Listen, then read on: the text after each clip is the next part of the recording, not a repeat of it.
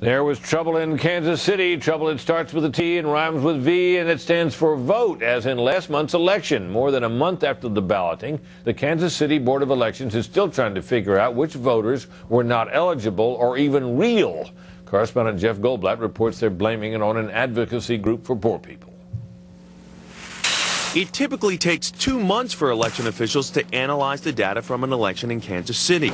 November's vote, however, might not be fully processed until spring. We're way behind the curve this time. Election Board Director Ray James blames the liberal advocacy group Association of Community Organizations for Reform Now, known as ACORN.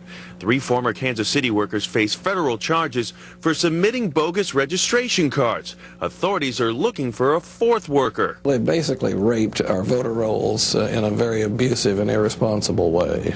Of the 35,000 cards ACORN hand-delivered during its Get Out the Vote campaign, James characterizes 85% of them as trash, littered with fictitious names and forged signatures, not matching election lists. How do we know who we should put on the rolls when there's 10 or 12 of the same name? Bogus names, he says, did make it onto the rolls. How many and whether illegal votes were cast are questions James cannot answer until the election has been analyzed. ACORN leadership characterized all this as a witch hunt. People always pick on ACORN. They never look at the good things that we do for the community.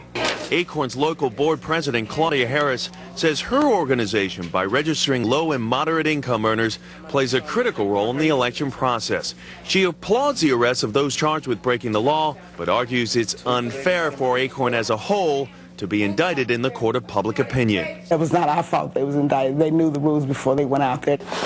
And yet the St. Louis Election Board, where 5,000 ACORN registration cards were turned over to federal investigators, reported irregularities similar to those in Kansas City. Now election officials from both cities tell Fox they're considering legal action to recover costs spent on analyzing ACORN's applications. They're also lobbying state lawmakers to introduce legislation which would stiffen criminal penalties for submitting fraudulent voter registration cards.